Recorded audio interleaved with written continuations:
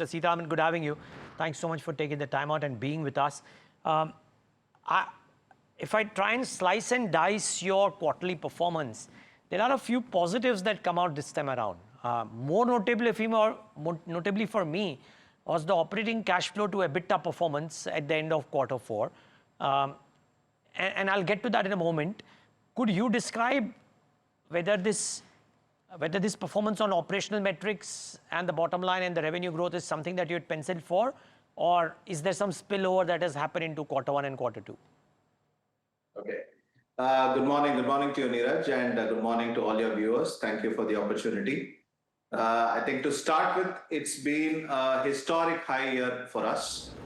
Best ever top line annually and for the quarter 4, best ever margins, best ever PAT, and best ever cash.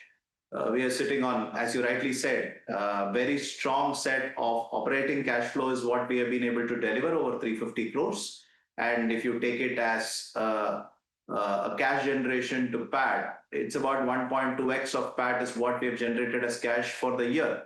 And we closed the year with a gross cash of 1,000 crores almost, and about 700 crores of net cash if you don't consider the HAM, which is only a transitory nature. So it's been a very strong set of numbers, something which we guided for and which we work in that direction for.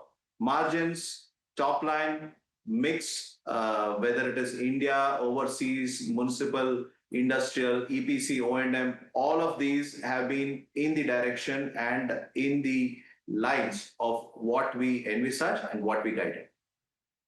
Okay, so I would presume that for most companies which are engaged in contracts with state governments or central governments, or mainly state governments as well, receivables are a problem. We're seeing that in the infra names for sure. How is it that your operating cash flow to EBITDA numbers have increased the way they have? See, when we say municipal, it is really not us dealing with the state governments. We deal with projects which are backed by multilaterals or federal government guarantee or a sovereign backing.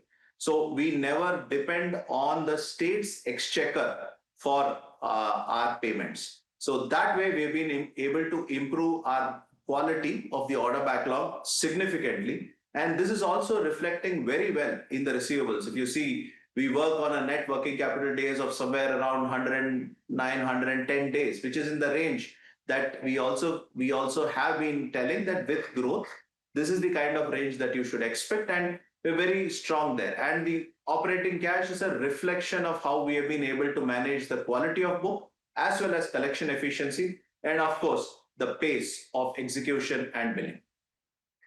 Okay, I'm tempted to ask this to you because it's such a good number, right? 79% in FY25, 36% in FY24. It's a big jump. I'm kind of stuck with that. My question to you is this something that you can replicate now or improve upon going ahead, the operating cash flow to EBITDA? I think we will obviously hope to keep the same pace as we go forward. Okay. There's nothing to indicate that we cannot be a continually operating cash flow generating company. You've already seen we have closed 5 consecutive years on a net cash position. This year with 700 crores, operating cash is 350 crores. If I'm not wrong, my free cash is also about 300, 350 crores. So it's a very strong performance. As we said last year, after all the changes in strategy, due to the strategy that we did, the last year was a base. And now with the medium-term outlook, we are looking at moving forward to a 50-20% CAGR, a 13-15% to 15% EBITDA, remaining net cash positive and delivering 15% and over ROE. So all of these will clearly indicate to you that we will continually envisage and work towards remaining net cash positive and cash flow generated. This margin uptick, it happens as a result of more international projects, or is or a different kind of a change to the product mix? I think broadly we will attribute it to 2 or 3 reasons. One is, of course, the higher international mix that we have been moving towards. The EP strategy that we took, where we defocused from construction, and a higher focus towards industrial. The EBITDA kicker which will come out of O&M, you will see as the order book pans out. So that is still to come, and that is where we guided this 13 to 15%, and all of these will be stepping blocks.